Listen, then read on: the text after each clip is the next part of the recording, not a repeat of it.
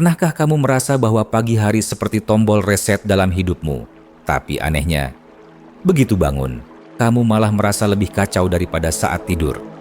Aku pernah ada di titik itu.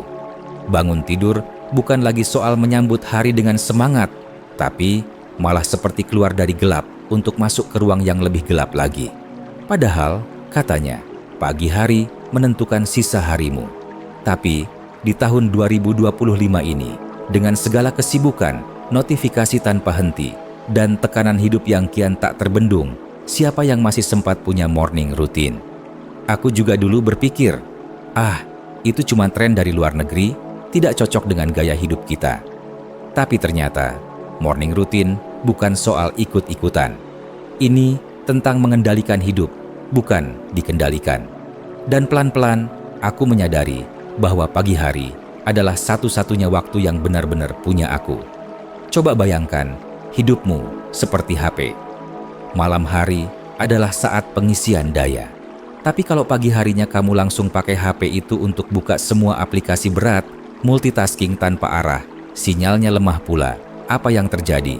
Panas, lemot, dan akhirnya hang. Sama seperti tubuh dan pikiran kita.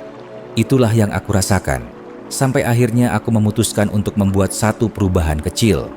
Mengatur pagi hari, seperti aku mengatur awal sebuah perjalanan jauh. Karena kalau kita mau keluar kota naik mobil, kita pasti pastikan bensin penuh, ban dicek, rute dipelajari.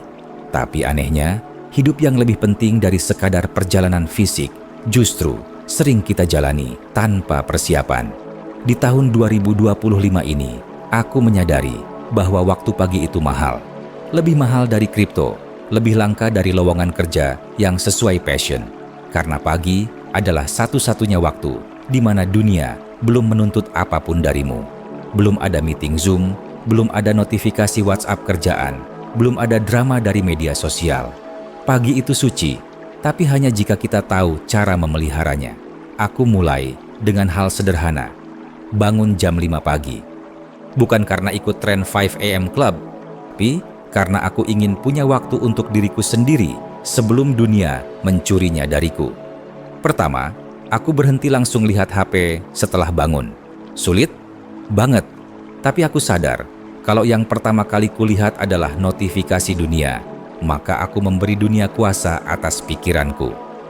Padahal, Nabi Muhammad bersabda, "Ya Allah, berkahilah umatku di waktu paginya." Hadis riwayat Tirmidzi. Bukankah itu pengingat bahwa pagi punya potensi luar biasa jika kita isi dengan hal-hal yang baik? Setelah itu, aku coba duduk sejenak.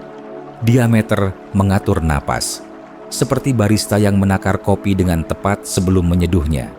Aku ingin menakar pikiranku sebelum menyeduh hariku. Aku gunakan 5 menit pertama untuk berdoa dan bersyukur. Bukan hanya sebagai ritual, tapi sebagai bentuk penyadaran bahwa aku masih diberi hidup. Ini seperti meletakkan fondasi sebelum membangun rumah. Tanpa fondasi, sekuat apapun bangunan itu tetap akan roboh. Lalu aku lanjutkan dengan journaling singkat. Aku tulis 3 hal yang ingin kusyukuri hari itu, dan 1 hal yang ingin kuperbaiki dari diriku. Ini bukan soal jadi sempurna, tapi soal jadi sadar. Dan sadar itu mahal. Aku juga mulai menambahkan olahraga ringan. Hanya 10 menit stretching atau jalan pagi di halaman. Karena tubuh ini seperti mesin. Kalau tidak dipanaskan, akan karatan. Dan aku ingat perkataan Imam Syafi'i, tubuh yang tidak digerakkan akan melemah. Ternyata, Islam pun mengajarkan pentingnya menjaga fisik sebagai bagian dari ibadah. Kadang aku mendengarkan murotal sambil stretching. Kadang hanya suara burung yang kupilih. Poinnya, pagi bukan hanya soal apa yang kita lakukan, tapi juga tentang apa yang kita izinkan masuk ke dalam diri kita. Setelah itu, aku menyiapkan sarapan. Bukan sarapan mewah, hanya roti gandum dan telur. Tapi yang penting, kusantap dengan tenang. Karena jika sarapan saja tak sempat dinikmati, lalu apa arti kerja keras kita? Poin pentingnya di sini bukan pada apa yang kulakukan, tapi bagaimana aku melakukannya. dengan sadar, dengan niat, dengan perlahan. Aku mulai menyadari bahwa morning routine bukan tentang produktivitas yang kejam, tapi tentang mengembalikan kendali. Karena dunia hari ini begitu cepat dan kita butuh momen untuk kembali ke pusat, ke diri sendiri, ke Allah. Dan mungkin kamu tidak harus mulai jam 5 pagi, tapi mungkin kamu bisa mulai dengan tidak langsung buka HP setelah bangun, atau membuat satu doa pagi yang kamu ulang setiap hari, atau sekadar duduk di teras, menyeruput teh, dan membiarkan sinar matahari menyentuh wajahmu sambil kamu bersyukur. Karena sejatinya, pagi bukan soal waktu, tapi soal kesadaran. Kesadaran bahwa setiap pagi adalah kesempatan kedua, kesempatan untuk memilih siapa dirimu hari ini. Maka, izinkan aku bertanya, apa satu hal yang bisa kamu ubah di pagimu besok agar harimu lebih milikmu, bukan milik dunia? Hari-hari berlalu. Aku tidak bilang semua berubah dalam semalam. Bahkan kadang aku tergelincir kembali ke kebiasaan lama. Bangun kesiangan, langsung buka HP, lupa journaling. Tapi perlahan aku paham bahwa morning routine bukan soal kesempurnaan, tapi soal keberlanjutan. Kebiasaan pagi adalah seperti menanam benih.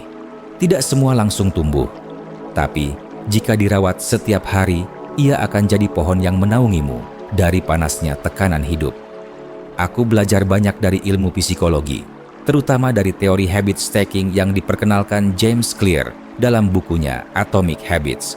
Konsepnya sederhana tapi kuat. Kita menempelkan kebiasaan baru di atas kebiasaan lama yang sudah otomatis. Misalnya, setelah wudhu subuh, langsung journaling. Atau setelah minum air putih, langsung baca satu ayat. Dengan begitu, kebiasaan baru tidak terasa berat. Dan dari sisi Islam, kita diajarkan untuk memulai hari dengan niat baik, bahkan dari sebelum tidur. Doa sebelum tidur, membaca ayat kursi, berniat bangun tahajud. Itu semua adalah mental setup sebelum pagi datang.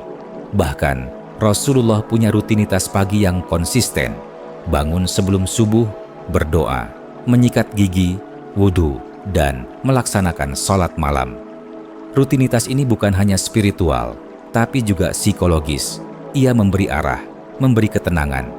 Pernah suatu pagi, aku bangun dengan kepala penuh beban, banyak deadline, banyak tekanan, tapi aku paksakan bangun dan duduk menghadap jendela.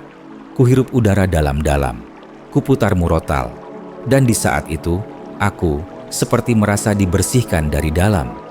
Pagi tidak mengubah masalahku, tapi mengubah diriku yang menghadapi masalah itu. Satu hal lagi yang membantuku, membuat batasan digital.